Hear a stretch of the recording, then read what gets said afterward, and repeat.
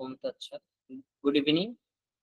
আমি ডাক্তার গোপেশ্বর রায় আপনাদের সাথে আছি বরাবরের মতন। আজকে আমাদের প্র্যাকটিক্যালে আমরা যে বিষয়গুলো দেখা হয়, রুটিন এক্সামিনেশনে যেগুলো করা হয়, যেমন কমপ্লিট ব্লাড কাউন্ট, রক্তের সম্পর্কে আলোচনা করা হয়েছিল, তারপরে সিইউসি ইউরিন টেস্ট সম্পর্কে আলোচনা করা হয়েছিল, এবং আমাদের স্টুল টেস্ট সম্পর্কে আজকে আলোচনা করব। আমার মনে হয় আপনারা যারা আছেন প্রত্যেকেই এই বিষয়টা সম্পর্কে অবগত। আজকে কোন বিষয় নিয়ে আলোচনা করব, আমি আপনাদের কাছে কিছু প্রশ্ন জিজ্ঞাসা করব এবং আপনারা একদম সহজ প্রশ্ন উত্তরগুলো দিবেন। তাহলে হবে কি, আমার আলোচনাটা আরো সহজ হবে। আমার মনে হয় স্লাইডটা দেখা যাচ্ছে, তাই তো? জি স্যার। স্টুল টেস্ট একটা কমন পরীক্ষা। আমরা যেমন রক্ত পরীক্ষা করি, প্রস্রাব পরীক্ষা করি, মল পরীক্ষা করা হয়। আপনার কি কেউ বলতে পারবেন মল কেন কেন পরীক্ষা করা হয়?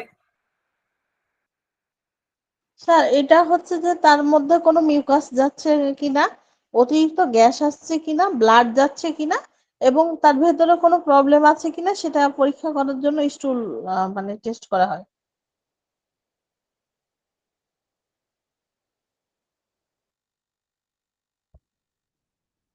আর কেউ?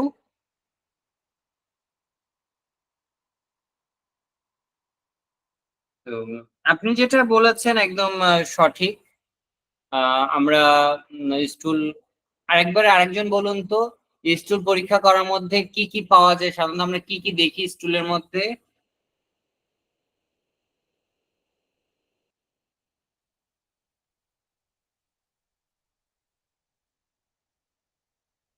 স্যার, আমি কি বলবো?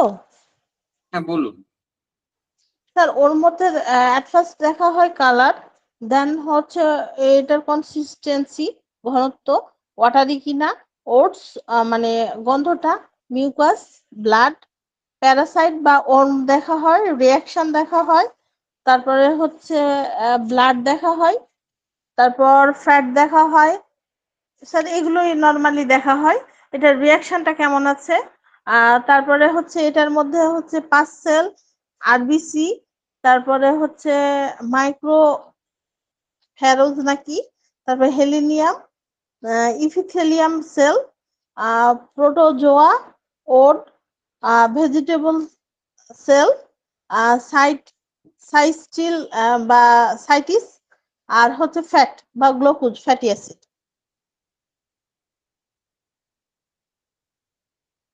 ধন্যবাদ আপনাকে। তো স্কুল পরীক্ষা আসলে আমরা করে তো থাকি। তো এখানে আমাদের দুই ভাবে পরীক্ষা করা হয়। সাধারণত মাইক্রোস্কোপিক এক্সামিনেশন করা হয়। তো মাইক্রোস্কোপিক এক্সামিনেশনের মধ্যে আবার দুভাবে করা যায়। একটা হচ্ছে কি স্লাইড পদ্ধতি করে, এবং স্লাইড অর্থাৎ তরল এবং একটু শক্ত, দুইটা কালচারই করা হয়। তো এই বিষয় নিয়ে বিস্তারিত আলোচনা করব। আমার মনে হয় আজকের পুরো ক্লাসটা যদি আপনার ভালোভাবে শুনে অনেক প্রশ্ন উত্তর পেয়ে যাবেন। তো প্রথমে স্টুল কালচার টেস্ট, যেটাকে সংক্ষেপে বলা হয় এসসিটি টেস্ট। ঠিক আছে। এখন প্রশ্নটা কি আসে, যে আমি যে পরীক্ষা করাবো, মল পরীক্ষা করার আগে কোনো কিছু খাওয়া যাবে কিনা, আমি কিছু খেতে পারবো কিনা, অনেকের মনে প্রশ্ন আছে। আমার মনে হয় এই প্রশ্নটা আপনাদেরও আছে। আপনাদের মধ্যে থেকে একজন বলুন তো, স্টুল টেস্ট করার আগে, মানে মল পরীক্ষা করার আগে কোনো খাওয়ার বিধিনিষেধ আছে কিনা, বলতে পারবেন কেউ? স্যার, নর্মালি তো এটা বলে যে আপনি আগের দিন রাতে মানে খাবেন এবং পরের দিন এসে ইউরিন এন্ড স্টুল দিবেন, তাই তো বলে। হ্যাঁ, সেটা তো আপনি বললেন, কিন্তু এরকম কোনো কিছু আছে যে এটা খাওয়া যাবে না, বা এরকম কোনো কিছু আছে কিনা? জানি না স্যার। দেখেন, সর্বপ্রথম আমাদেরকে বুঝতে হবে স্টুলটা আমরা কেন পরীক্ষা করছি বা কি জন্য, কোন সমস্যার কারণে। যদি আপনার মনে হয় তার আন্তরিক কোনো রোগ রয়েছে, যেমন হতে পারে কোলোরেক্টাল ডিজিজ যেগুলো বলা হয়, ধরেন আপনার কোলন ক্যান্সার হোক, বা তার ইন্টারনাল ব্লিডিং হচ্ছে, বা হ্যামোরয়েড ছিল, বা পাইলসের কোনো কমপ্লিকেশন, তো এই ধরনের রোগী যদি আপনি স্টুল পরীক্ষা করতে দেন, অবশ্যই তাকে বলে দিবেন যাতে যদি রক্ত পরীক্ষা করতে হয়, অকাল ব্লাড টেস্ট যেটা আপনার স্টুলের মাধ্যমে করে, এই ধরনের পরীক্ষা করতে গেলে তার আগের দিন অবশ্যই সে কোনো লাল রঙের, যেটা স্টুলকে লাল করে, যেমন ড্রাগন ফল, লাল বিট, লাল শাক, এগুলো খাওয়া যাবে না, এটা নিষেধ আছে। এরপরে আপনার স্টুলটা যাতে স্বাভাবিক থাকে, ফাইবার থাকে, এই বিষয়গুলো কিন্তু একটা ধারণা দিয়ে রাখতে হবে। আপনি যেটা বলছেন সেটা ঠিক আছে যে আমরা আগের দিন খাবো, পরের দিন স্টুল দিতে হবে। তো সেই ক্ষেত্রে চেষ্টা করা হয় যদি কোষ্ঠকাঠিন্য কনস্টিপেশন থাকে, তাহলে তাকে পর্যাপ্ত পরিমাণে বলা হয় ফাইবার যুক্ত, যেমন রাতের বেলা আপনার ইসবগুলের ভুসি খাওয়ার কথা বলা হয়, এবং পেটটা যাতে ক্লিয়ার থাকে, মানে পায়খানা যে সময় করবে সেটা যেন সহজে হয়।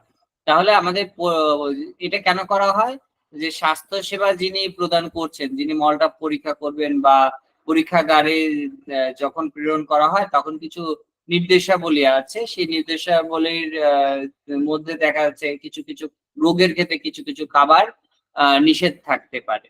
তো সেই রোগ অনুসারে নির্ভর করে যে আমরা কোনটা খাবো বা কোনটা খেতে দিব না, এটা কিন্তু রোগ অনুসারে আপনার সিদ্ধান্ত হবে।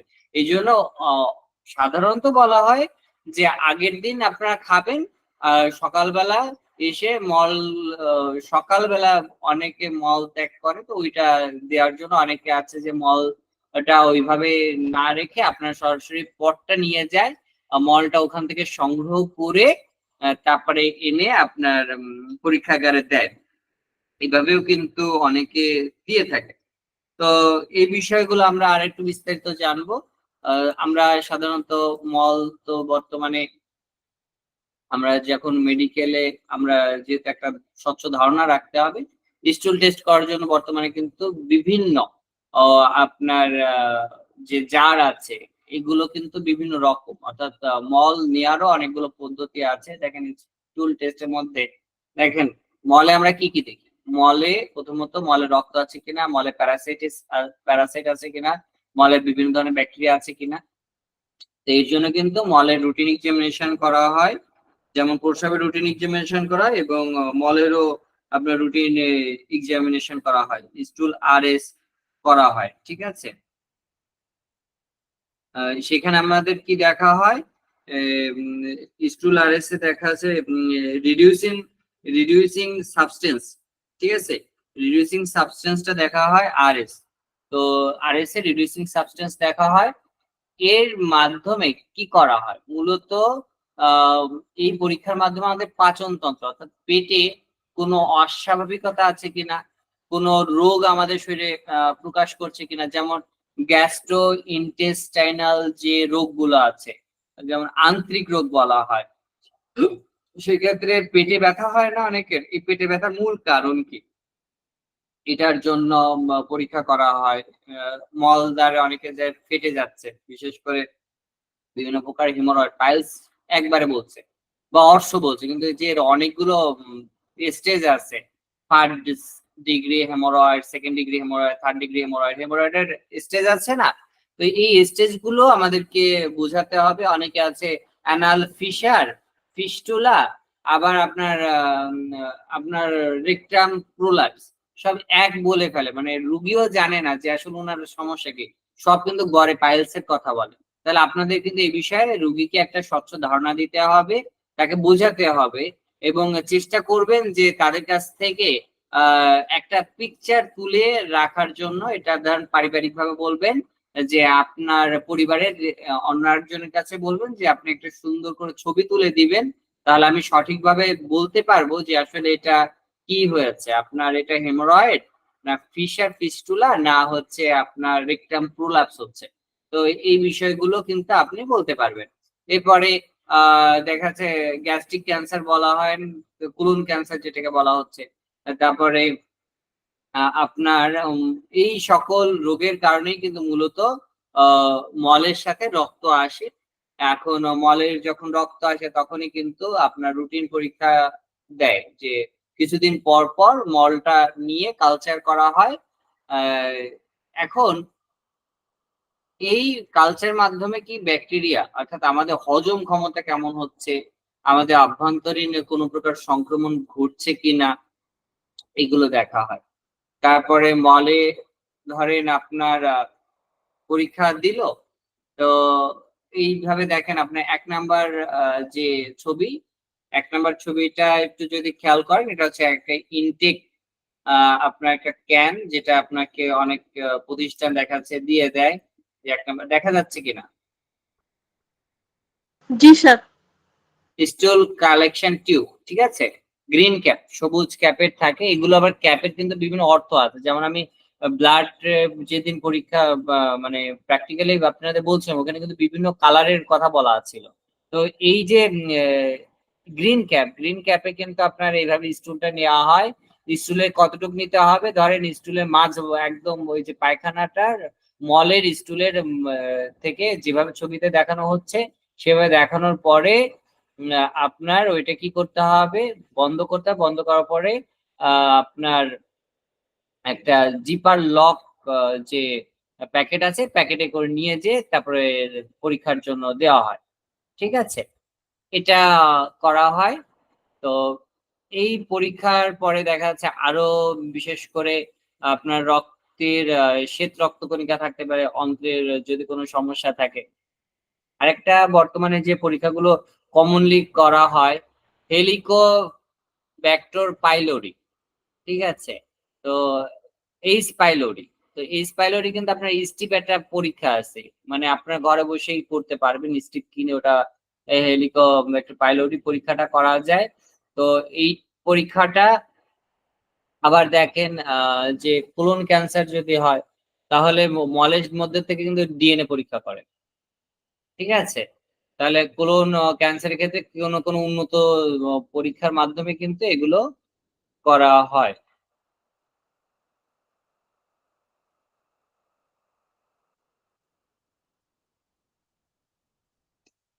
এখন এই বিষয়টা এতটুকু কি বুঝতে পেরেছেন? আমি যতটুকু জি আলোচনা স্যার করেছি। বুঝেছি। জি স্যার এখন বুঝেছি। প্রশ্ন হচ্ছে এই পদ্ধতি কিভাবে এটা করা হয়? মানে পদ্ধতিটা কি? পদ্ধতিটা খুবই সহজ। আমরা ওই যেটা বলেছিলাম, এই যদি আপনার একটা আ স্ক্যান নিয়ে নেন ডায়াগনস্টিক সেন্টারে থেকে, তখন তাদেরকে দেওয়ার পরে তারা মাইক্রোস্কোপিক ভাবে পরীক্ষা করবে। পরীক্ষা করে আমাদেরকে একটা রিপোর্ট দিবে। রিপোর্ট দেখে আমরা ধারণা করব এবং ওইখানে আ বিশ্লেষণ আকারে লেখা থাকে। কোন সমস্যা থাকলে সেটা লেখা থাকে। এবং সেইগুলো আমরা যদি ভালোভাবে একটু এনালাইসিস করি, তাহলে কিন্তু একদম সহজ। এবং বর্তমানে ইন্টারনেটের যুগ, আমরা কি করতে পারি? ওটা দেখার সাথে, সাথে আমরা রেফারেন্স ভ্যালু অর্থাৎ ইউনিটটা চেঞ্জ করি। যেমন আপনার মলের সাথে আপনার নাইট্রোজেন কতটুকু থাকে, মলের ওজন কতটুকু আছে, তারপরে ইউরোবিলিরুবিন কি পরিমাণে আছে, অ্যা এই যে মলে আপনার চর্বি কি পরিমাণে আছে, এই জিনিসগুলো কিন্তু অ ওই রেফারেন্স ভ্যালুতে কিন্তু থাকে। এর সাথে কোনো ছত্রাক বা পরজীবী থাকছে কিনা, বা বিভিন্ন প্রকার কৃমি, হুপাম, বিভিন্ন ধরনের পাতা কৃমি, আ গুড়া কৃমি, এই যে কৃমিগুলো আছে, এই কৃমিগুলো কিন্তু দেখা হয়। এর সাথে কি পিএইচ টা দেখা হয়। পিএইচ যদি পরিবর্তন হয়, আমাদের কার্বোহাইড্রেটের যদি ঘাটতি হয়, বা আমাদের যেভাবে আমাদের কার্বোহাইড্রেট মানে গ্লুকোজ যেভাবে আমাদের শরীর তৈরি করছে, যদি সেটার কোনো পরিবর্তন হয়, তাহলে কিন্তু আমাদের মলে বিভিন্ন রকম পরিবর্তন আসতে পারে। এবার ধরেন লেয়ার অফ টয়লেট পেপারস। তো এই ক্ষেত্রে আ যে পরীক্ষাটা করা হয়, ফিট টেস্ট করা হয়। ফিট অর্থাৎ আমরা যদি মনে করি আমরা সুস্থ কি অসুস্থ, এই পরীক্ষার মাধ্যমে কিন্তু আমরা সেটা কি করতে পারি? শনাক্ত করতে পারি। ফিট টেস্ট আমরা যদি করি, তাহলে আমরা এখানে আপনারা কি দেখতে পাচ্ছেন? একজন একটু কাইন্ডলি বলুন তো, ছবিতে কি দেখা যাচ্ছে? এট ফার্স্ট যেটা দেখা যাচ্ছে layer of toilet paper, then দেখা যাচ্ছে হ্যান্ড গ্লোভস একটা, ক্লিন ডিসপোজাল গ্লোভস, দেন দেখা যাচ্ছে ক্লিন ডিসপোজাল কন্টেনার, দেন হচ্ছে ফিকল বা faeces faecal faeces collection paper, see below, see below.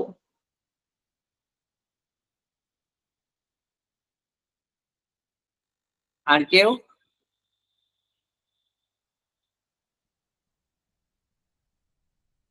এবার বলুন তো এটা কিভাবে কি বোঝা যাচ্ছে, আমরা কিভাবে কি সংগ্রহ করতে পারি? আহ কামনা ম্যাম আপনি বলুন।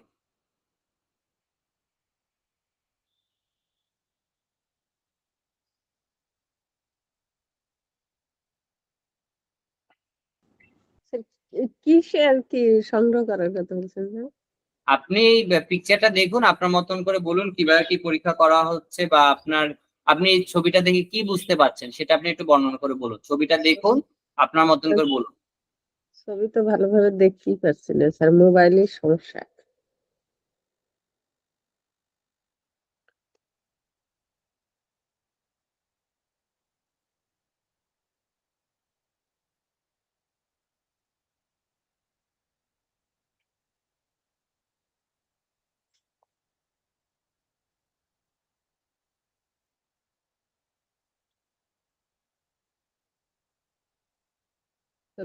প্রথমে লেয়ার্স অফ টয়লেট পেপার, তারপরে আছে clean disposal gloves, clean disposal container, তারপরে এপিকল ফেসেস কালেকশন পেপার। আপনি যেটা বলেছেন ঠিক আছে, কিন্তু যা দেখছেন তাই বলতেছেন, কিন্তু আপনি কি বুঝলেন, এই ছবি দেখে আপনি বুঝলেন কি সেটা বর্ণনা করুন।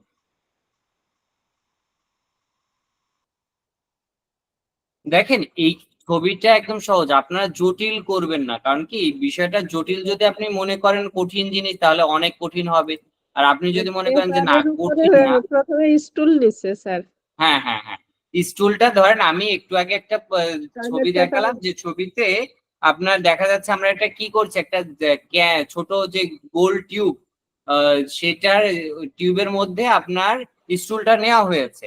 আর এখানে কিন্তু সেভাবে নেওয়া হচ্ছে না, এটা কিন্তু টিস্যু পেপার, অর্থাৎ লেয়ার অফ টয়লেট টিস্যু পেপারের উপরে স্টুলটা হচ্ছে। সেই স্টুলটা কিন্তু একটা গ্লোভস এর মাধ্যমে টিস্যু পেপারটা ধরে আপনার কি করা হচ্ছে, আপনার একটা ডিসপোজেবল কন্টেইনারের মধ্যে দেওয়া হচ্ছে, এবং ওই কন্টেইনারে কিভাবে কি নেওয়া হচ্ছে আপনি জাস্ট সেটাই বর্ণনা করা আছে।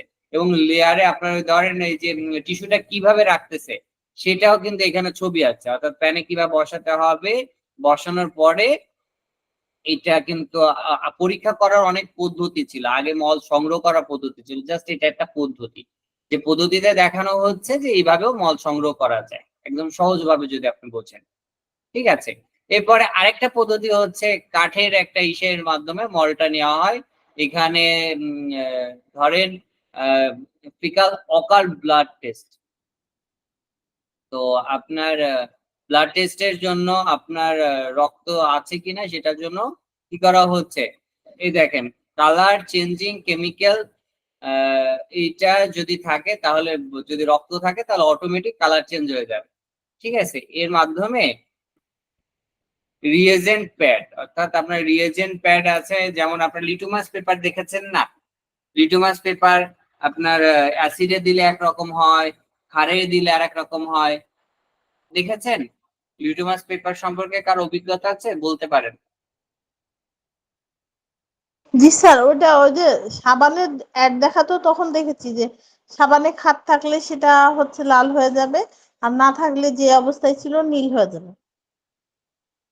তো জাস্ট আপনার এখানে বর্ণনা করা থাকে, কোনো মানে দুশ্চিন্তা করা না, অ্যাকচুয়ালি এখানে লেখাই থাকে যে এই পরীক্ষার সময় কি কি রং হবে, অর্থাৎ যে আপনার পরীক্ষাটা হচ্ছে, পরীক্ষার সময় যে প্যাডটা দেওয়া হচ্ছে কোম্পানি ল্যাবে পরীক্ষা করার সময় আপনার যে স্মেয়ার বা কার্ড বলা হচ্ছে, এখানে ল্যাবে সেন্ড করার পরে ওইখানে কিন্তু লেখাই থাকে ল্যাবে।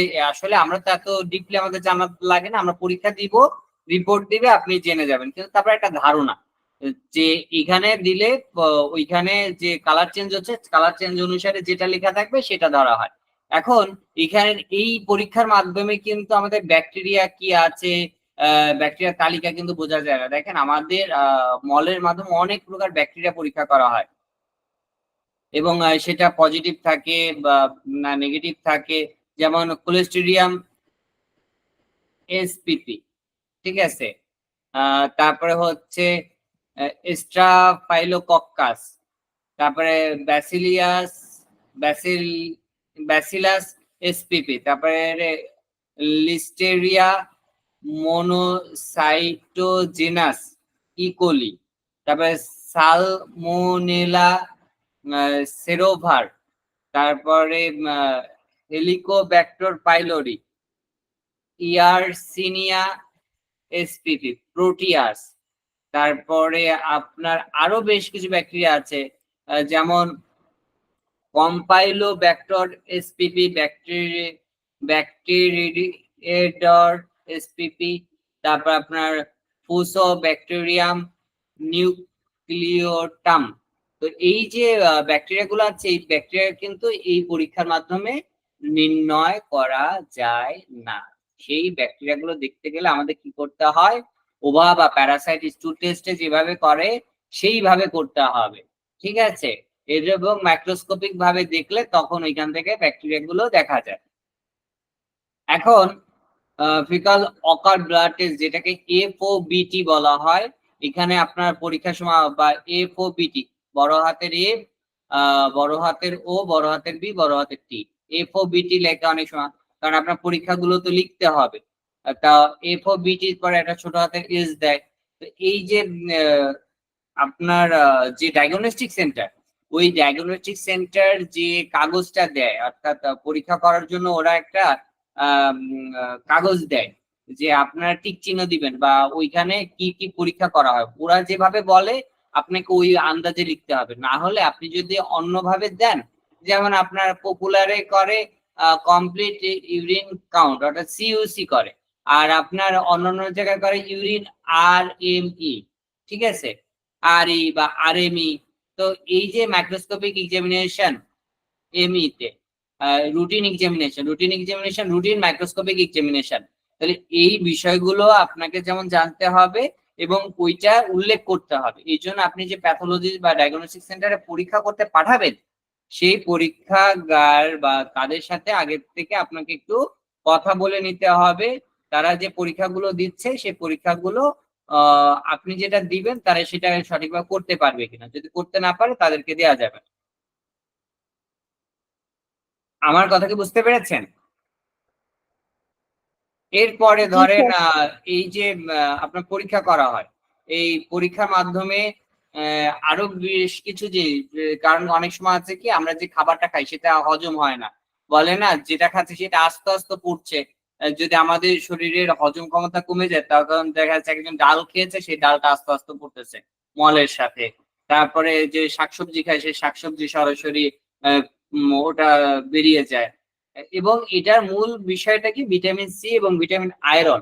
মানে আমাদের আয়রন যদি কমে যায় এবং ভিটামিন সি যদি শরীর থেকে কমে যায়, তাহলে কিন্তু আপনার বিভিন্ন শারীরিক সমস্যা দেখা দিবে। এই জন্য আপনার পেটের সমস্যা হলে আপনি আগে তাকে বলবেন অন্ততপক্ষে আপনি সাজেস্ট করতে পারেন লেবু খাওয়ার জন্য। অ্যালোপ্যাথিক ডক্টররা তারা কি করে এই ক্ষেত্রে সিবিট খেতে দেয়। আর আপনি সিবিটের পরিবর্তে আপনি বলবেন যে একটা করে আমলকি খান বা আপনি লেবুর রস খান। এই লেবুর রস খেলে আবার অনেকের গ্যাস হয়, তাহলে এই বিষয়গুলো কিন্তু তাদের কাছে শুনতে হবে। আর সবসময় খেয়াল করবেন যে যখনই তার পেটের সমস্যা বা যদি তার পলিপাস থাকে, যেমন ন্যাজাল পলিপ থাকে, তো ন্যাজাল পলিপ যদি থাকে তা আপনি জেনে রাখতে পারেন যে ওই রোগীর যদি কনস্টিপেশন হয় তাহলে কিন্তু তার কোলন পলিপ হবে, যেটাকে আমরা হেমোরয়েড বলছি, ঠিক আছে। তারপরে তার শরীরে আলসার থাকতে পারে, এই ক্ষেত্রে কিন্তু আপনার কোলোনোস্কোপি দিতে হবে। আপনি যাই বলেন না কেন, আপনি উইদাউট কোলোনোস্কোপি আপনি কিন্তু কনফার্মেশন করতে পারবেন না। যদি তার পেটে যদি first degree second degree haemorrhoid থাকে তাহলে আপনাকে অবশ্যই কোলোনোস্কোপি দিতে হবে, এবং কোলোনোস্কোপি সে করে ওই রিপোর্টটা নিয়ে আপনার কাছে আসবে এবং আপনি তখন ট্রিটমেন্টটা করতে সুবিধা হবে। দেখেন এখানে স্টুল দিলেন, স্টুল দেওয়ার পরে এরা দেখেন এখানে কিন্তু বেশ কয়েকটা জার আছে, দেখেন লম্বা, এটা সবুজ হালকা নীল কালারের রয়েছে, সবুজ কালার রয়েছে, লাল কালার রয়েছে, তারপর দেখেন এটা একটু বেশ মোটা। তো এই প্রত্যেকটা জারের আলাদা আলাদা লাইটটা দেখা যাচ্ছে না। লাইট বন্ধ হয়ে গেছে কতক্ষণ আগের থেকে?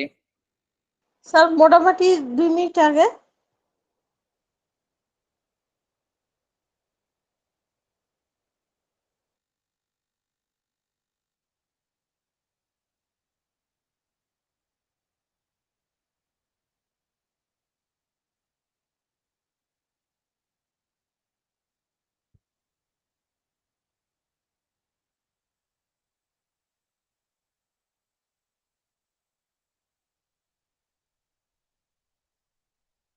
এবার কি দেখতে পাচ্ছেন? এই স্লাইড জি স্যার। দেখেছিলেন? হ্যাঁ এগুলো দেখেছিলাম স্যার। এটাও দেখেছেন? হ্যাঁ এটাও দেখেছি। এরপরে আলোচনা করতেছিলাম এইখানে, আসলে এখানে দেখেন চারটা ছবি রয়েছে, চারটা ধরেন আপনার টাইপস রয়েছে। এখানে স্টুল এবং ডিজিজ অনুসারে আপনার ডায়াগনস্টিক সেন্টারটা দিয়ে থাকে। এবং আমরা যেহেতু বিস্তারিত জাস্ট একটা ধারণার জন্য আমি বললাম, দেখেন এখানে স্টুল কালচারে এখানে দেখেন কালচার স্টুল, এখানে লেখা রয়েছে কি আপনার সেন্সিটিভিটি রয়েছে, অ্যাবসেন্ট রয়েছে, রেফারেন্স গুলো অ্যাবসেন্ট দিয়েছে, কমেন্ট হিসাবে একটা জিনিস লিখে দিল। তো জাস্ট একটা রিপোর্ট থাকে, সেই রিপোর্টে আপনার স্টুলে কোন বিষয়টা দেখা হলো, প্যারাসাইট আছে কি নাই, আপনার রেফারেন্স ভ্যালুতে থাকে, কোয়ান্টিটি থাকে, ইউনিট থাকে, রেজাল্ট থাকে। এই কয়টা বিষয় আপনারা একটু ক্লিয়ারলি দেখলে কিন্তু আপনারা জিনিসটা অবগত হয়ে যাবেন। তো পরীক্ষাটা এভাবে থাকে। এখন আপনার আমার কাছে এসে কিন্তু রুগী ওইভাবে স্টুল পরীক্ষা করে আসে না। আমরা কি করি, আমরা মলের চিন্তা করি, তার মলটা কেমন হচ্ছে। এই মলটা শুনেই কিন্তু আমরা অনেক সময় মেডিসিন সিলেক্ট করে ফেলতে পারি। তো ধরেন আপনার একদম ছাগলের নাদির মতন করি করি মল হলে আমরা কি চিন্তা করি বলেন?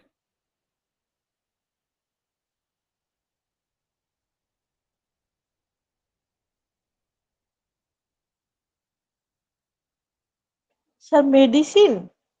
হ্যাঁ, নাক্সভম না কার্বোভেজ ভুলে গেছি স্যার। সে যাই হোক, আপনি বলুন, সমস্যা নেই।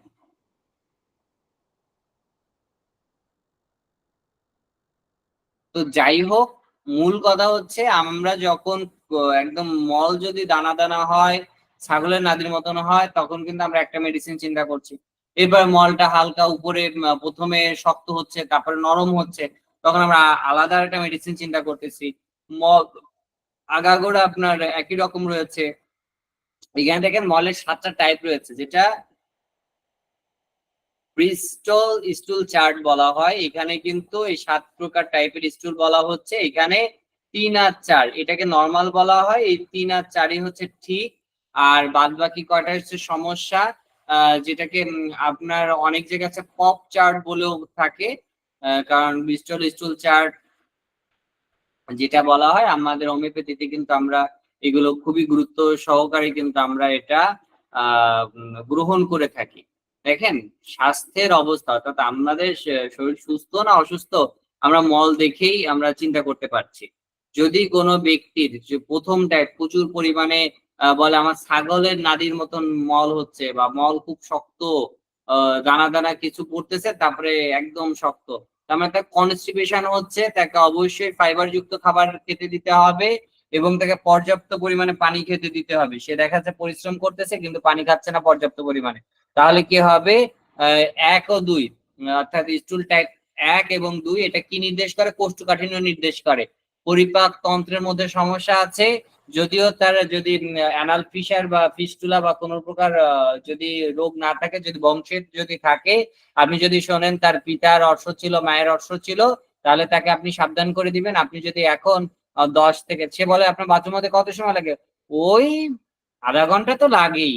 তার মানে কি, একটা সুস্থ মানুষের বাথরুম হতে লাগে সর্বোচ্চ 3 মিনিট, 3 মিনিটের মধ্যে হয়ে যায়, 1 মিনিটের মধ্যে হয়ে যায়, সেখানে 3 মিনিট বলা যায়। আর সেখানে বলে আধা ঘন্টা তো লাগে, আরো বেশি লাগে, বিড়ি না খেলে হয় না। তার মানে কি, তার কোষ্ঠকাঠিন্য রয়েছে। এখন পরিপাকতন্ত্রের সমস্যা আছে, যদিও বা আপনার কাছে আসছে যে অন্য রোগ নিয়ে, তো সেক্ষেত্রে আপনি তাকে সাজেস্ট করবেন যে আপনি পর্যাপ্ত পরিমাণে পানি গ্রহণ করুন, কারণ আপনার এই কঠিন মলের কারণে পরবর্তীতে আপনার রেকটাম ব্লিডিং হতে পারে, অর্থাৎ মলদ্বার থেকে রক্ত বের হতে পারে। ঠিক আছে? তো এটা কিন্তু আপনি জানাই দিলেন। এবার 3-4 হচ্ছে সব থেকে ভালো বা আদর্শ আপনি স্টুল বলতে পারেন বা মলের ধরনের সব থেকে ভালো, কারণ এখানে মসৃণ অর্থাৎ একদম সহজে যাচ্ছে রুগী এবং দ্রুত পায়খানাটা হয়ে যাচ্ছে, কারণ এখানে পর্যাপ্ত পরিমাণে ফাইবার আছে এবং এখানে যতটুকু ময়শ্চার থাকা দরকার ততটুকু আছে, অর্থাৎ তার শরীরটা সম্পূর্ণ ঠিক আছে। এরপরে ধরেন 5-এ 5-6, 5-6 যখন 5-এ আসছে তখন আপনাকে চিন্তা করতে হবে যে তার কি হচ্ছে এখানে মলটার কোনো প্রবলেম হচ্ছে, তার নরম নরম হচ্ছে, মল হচ্ছে। আর 6-7-এ হচ্ছে একদম পুরোপুরি ডায়রিয়া হয়ে গেছে, অর্থাৎ পেটে খুব সমস্যা হয়ে গেছে। আমরা ডায়রিয়ার জন্য যে মেডিসিন গুলো চিন্তা করি সেটা আপনাকে চিন্তা করতে হবে। এবং যদি 7-এর মতন মল হয় তাহলে আপনি কি করবেন, তার ডিহাইড্রেশনের জন্য আপনি তাকে স্যালাইন খাওয়ার জন্য বলবেন। আপনি ওষুধ যাই দেন না কেন, আপনাকে অবশ্যই তাকে বলতে হবে আপনি স্যালাইন গ্রহণ করবেন। এখন প্রশ্ন হচ্ছে, কোনো একটা বাচ্চার ছোটবেলার থেকে খুব কনস্টিপেশন, আপনি দেখবেন বংশগত হিস্ট্রিতে তার টিউবারকুলার ডায়াথিসিসের পেশেন্ট, সেক্ষেত্রে আপনি কি করবেন, টিউবারকুলিনাম দিয়ে শুরু করতে পারেন। অবশ্যই সেখানে ম্যাজমেটিক আরো অনেক কিছু দেখতে হবে। এরপরে ধরেন যদি খুব আমাশা হয়, যদি তার টিউবারকুলিনাম দিবেন কখন, যদি বাচ্চাটার প্রথমে ধরেন মলত্যাগ করার জন্য ছোটবেলায় বোটা দেওয়া লাগতো, সাপোজিটর বা ডুশ না দিলে পায়খানা হতো না, 2-3 দিন পর পর করে, কখনো কখনো 7 দিন পরে পায়খানা করে, তো এই ধরনের রোগীর ক্ষেত্রে আপনার মাইজমেটিক মেডিসিন বলতেছি কিন্তু টিউবারকুলিনাম দিতে হবে। এরপরে যদি বাচ্চা ধরেন 2-3 বার করতো কিন্তু কৃমির দোষ রয়েছে, আপনি ব্যাসিলিনাম দিবেন। আর যদি মনে করেন যে না, রুগী একদম ডায়রিয়ার মতন হতো, তাহলে কিন্তু ড্রসেরা দিতে হবে, কারণ ড্রসেরা হচ্ছে টিউবারকুলার কিং বলা হয়। তবে বিশেষভাবে যদি রুগীর পূর্বের হিস্ট্রিতে যদি টিবি থাকে বা তার পরিবার যদি টিবি থাকে, তাহলে অবশ্যই ড্রসেরা দেওয়ার আগে ভাবতে হবে, কারণ এইটা যদি ড্রসেরা কিন্তু আপনার টিউবারকুলোসিস অ্যাক্টিভ করে দেয়, অর্থাৎ যদি টিবির যদি জার্ম তার শরীরে থাকে সেটা পুনরায় কিন্তু টিবি বানায় দিতে পারে। এই জন্য ড্রসেরা ব্যবহার করার আগে আপনাকে অনেকবার চিন্তা করতে হবে, কারণ মাইজমেটিক মেডিসিন আপনি যেমন ভালো তেমন খারাপ, কারণ এটা হচ্ছে সুপারসনিক বিমান। আপনি যদি সঠিকভাবে মাইজমেটিক মেডিসিনের একটা ডোজ দিতে পারেন তাহলে কি হবে, রুগী অনেক সুস্থ হয়ে যাবে এবং আপনি মাসের পর মাস পাইটম দিতে পারবেন এবং আপনার মেডিসিন লাগে না।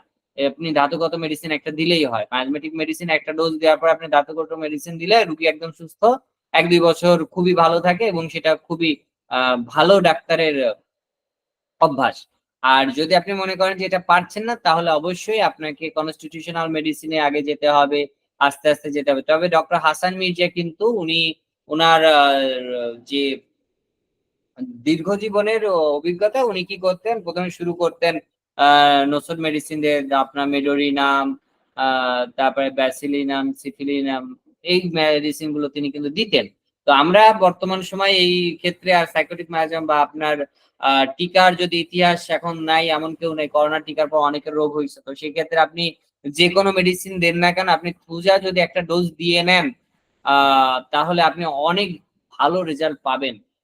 এটা আমার ক্লিনিক্যাল অভিজ্ঞতা বলছি। বর্তমান সময় আপনি অনেক কিছুই বলবেন, অনেক কিছুই করবেন, কিন্তু আপনাকে মাইজমেটিক মেডিসিন একটা ডোজ দিয়ে আপনার কাঙ্ক্ষিত মেডিসিন দেন, তাহলে দেখবেন যে খুব দ্রুত রুগী ভালো বোধ করছে এবং আপনার চেম্বারের উত্তরোত্তর উন্নতি হচ্ছে। তো আপনার স্টুলের কালার আমাদের হোমিওপ্যাথিতে খুব গুরুত্বপূর্ণ। যেমন অ্যালোস্যাক্রিটিনা হলে আমরা কি ধরনের স্টুল দেখি, ইয়েলো হলে কি ধরনের স্টুল দেখি, এই বিষয়গুলো আমরা কি করব, ভালোভাবে ম্যাথমেটিকা পড়বো এবং সেখান থেকে আপনার আগামীকালকে মানে আগামী ক্লাসে আপনারা বলবেন কোন রঙের স্টুল কোন মেডিসিন ইন্ডিকেট করে, সেটা আপনারা একটু লিখিত দিবেন আগে, ঠিক আছে? এটা লিখিত আমাকে সংগ্রহ করে আপনারা দিবেন এবং ওইটা নিয়ে আলোচনা করবো এবং আপনারা বলবেন, কারণ এই যে স্টুলের কালার শুনেই কিন্তু আপনি মেডিসিনে চলে যেতে পারছেন, একটা ধারণা পাচ্ছেন। এর সাথে আর কিছু যদি আপনি মানে এই বিষয়গুলো কিন্তু একদম প্রুভেন জিনিস। আপনার চাহিদা, ধরেন আপনার লবণ খেতে চায় একজন নেট্রামিয়ার পেশেন্ট, সে আপনি মনে করেন সে লবণ অনেক বেশি খাবে, কিন্তু নেট্রামিয়ার পেশেন্ট কিন্তু লবণ মোটেও খায় না, এমনও কিন্তু নেট্রামিয়ার পেশেন্ট আছে। তাহলে আপনি কোনটা নিবেন? জর্জ ভিতলকার কিন্তু ক্লাসের মানে অর্থাৎ গ্রেডিং এর একটা উনি সিস্টেম বলেছে, আপনি গ্রেডিং করতে হবে, অর্থাৎ কোন গ্রেডে আছে। তারপরে ধরেন ইয়েলো স্টুল, গ্রিন স্টুল, তারপরে আপনার স্টুল ভেসে থাকে অর্ধেক, কোনোটা পুরোপুরি স্টুল ভেসে থাকে, কোনো স্টুল আপনার যে করি হলো, একদম পাতলা হলো, স্টুলের সাথে মিউকাস রয়েছে, তারপরে একদম পাতলা পেন্সিলের মতন থিন স্টুল হচ্ছে, তো সাদা স্টুল হচ্ছে, তারপরে রক্তের মতন স্টুল হচ্ছে, কালো রঙের স্টুল যাচ্ছে। এই বিষয়গুলো আপনারা খেয়াল করবেন এবং আপনারা লিখবেন, লিখে অবশ্যই আমাকে আমার হোয়াটসঅ্যাপে আপনারা দিবেন। আমি আশা করি আপনারা একটু পড়বেন, কারণ এটা দিলে হবে কি আমি আপনাদের সাথে পরের দিন কোন কোন বিষয়ে আপনারা কতটুকু পড়েছেন আপনি আলোচনা করতে কি হবে, আমার জন্য ভালো হবে। তো এই বিষয়ে যদি আর কারো কোনো প্রশ্ন থাকে আপনারা করতে পারেন। ধন্যবাদ সকলকে আমার সাথে এতক্ষণ থাকার জন্য।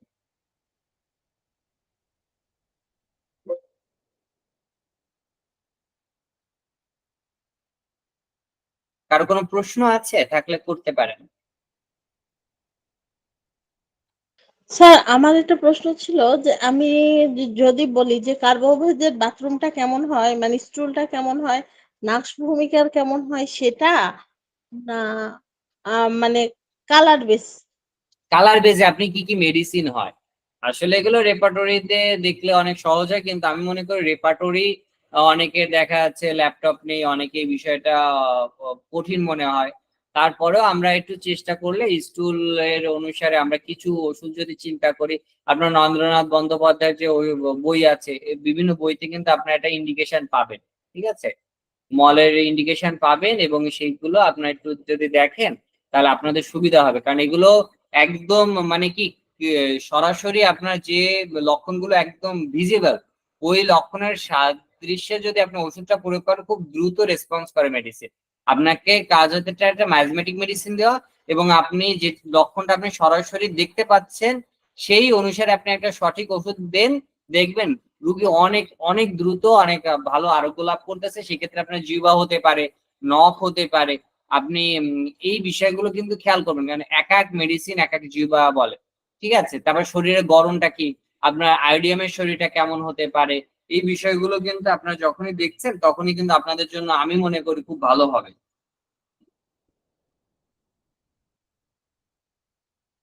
স্যার এটা কি আপনার হচ্ছে গত মানে এই উইকের সোমবারে দিব না সোমবারের আগেই দিব? সোমবারের আগেই দিবেন, সোমবারে দিলে তো আসলে আপনাদের ওইটা নিয়ে আমি কতটুকু আলোচনা করব, কারণ আপনাদের আগ্রহের পর নির্ভর করে যে আমি এখানে আরো বিশদ আলোচনা করব কিনা। Okay sir. হয়তোবা আমার কথা আপনাদের খারাপ লাগবে, কিন্তু ব্যাপারটা হচ্ছে কি আমার বুঝতে তো হবে আপনারা কোন পজিশনে ধরতে পারছেন। আমি অনেক আলোচনা করে গেলে তো হবে না। যেমন আমি প্যাথোলজির একটা আলাদা কোর্স করেছিলাম এটা শেখার জন্য, এখন আমি ওই কোর্সের সবকিছু তো আপনাদের সাথে শেয়ার করতে পারবো না। তারপরে আপনার ধরেন যে এফসিপিএস এর যে মডিউল গুলো একজন পড়ে, যেমন আপনার ডেভিডসন হ্যারিসন পড়তেছে এমবিবিএস ডক্টররা, তো আপনি নিজের জানার আগ্রহের জন্য কিন্তু আপনি ওই বইগুলোর জ্ঞান আপনি সংগ্রহ করতে পারেন, আপনি ওগুলো পড়তে পারেন, পড়লে হবে কি আপনার অভিজ্ঞতা বাড়বে।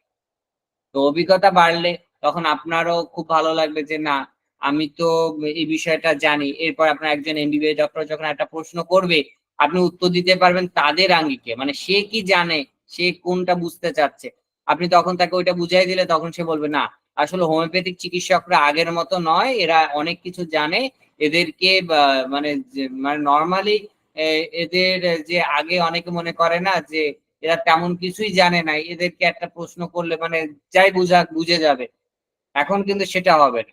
আমরা একদম তাদেরকে বুঝাই দিব যে না আমরাও জানি, আমরাও পড়াশোনা করি, এবং আমরাও কষ্ট করি।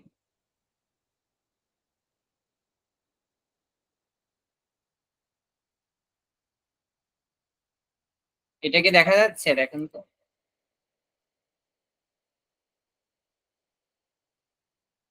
হ্যাঁ যাচ্ছে স্যার। দেখেন লার্জ ইন্টেস্টাইন, আমাদের লার্জ ইন্টেস্টাইনটা কেমন আমরা দেখলাম, তো এখানে আমাদের যে ব্যাকটেরিয়া থাকে, ব্যাকটেরিয়া গুলো কিভাবে থাকে সেটা, অ্যাপেন্ডিক্স এর মধ্যে কিন্তু আমাদের উপকারী ব্যাকটেরিয়া থাকে, এবং একটা ম্যানাস হয়ে কিন্তু আমাদের স্টুলটা এইখানে থাকে, এই স্টুলটা যখন চলে আসতেছে এই জায়গায় যদি কোনো ক্ষত হয় তাহলেই কি হচ্ছে আমাদের ওই জন্য কালারটা চেঞ্জ হয়ে যাচ্ছে।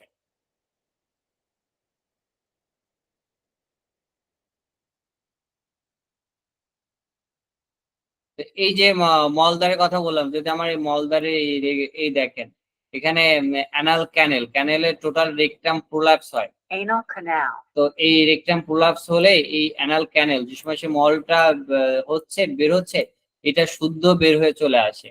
তো যদি এইটুক বের হয়ে চলে আসে তখন আপনার এটাকে বলা হয় রেকটাম প্রোল্যাপস, অর্থাৎ আমার রেকটামটাই নেমে আসছে। অনেক বাচ্চারা আছে বুঝতে পারে না, মা বাবা বুঝাতে পারে না, তো দেখা যাচ্ছে যদি আপনি ভালোভাবে জিজ্ঞাসা করেন না ওর অর্শ হয়েছে। এবার আমি আমার মানে একটা পেশেন্ট পেয়েছিলাম, ও পায়খানা করলে মলদারটা এভাবে পুরোপুরি নেমে আসে, 5-7 মিনিট পরে আঙ্গুল দিয়ে চেপে ঢুকানো লাগে এবং দীর্ঘ 6 মাসে ট্রিটমেন্ট পরে কিন্তু সে সুস্থ হয়ে যায়। তো এই বিষয়গুলো কিন্তু আপনাদের বুঝতে হবে এবং আপনার সঠিক হোমিওপ্যাথিক ওষুধ দিলে কিন্তু এগুলো খুব দ্রুত কি হয়, আরোগ্য হয়। তাহলে আমার রেকটাম এই অংশটুকু, এটা হচ্ছে রেকটাম, আর এই অংশটুকুর নাম হচ্ছে Internal anal sphincter. Internal anal sphincter. আপনারা কি শুনতে পাচ্ছেন? জি স্যার। External anal sphincter. অর্থাৎ এই যে আমাদের মলদ্বারের এখানে এই যে একটা ইন্সপেক্টর মতন আমাদের একটা থাকে, External anal sphincter. এই অংশটা।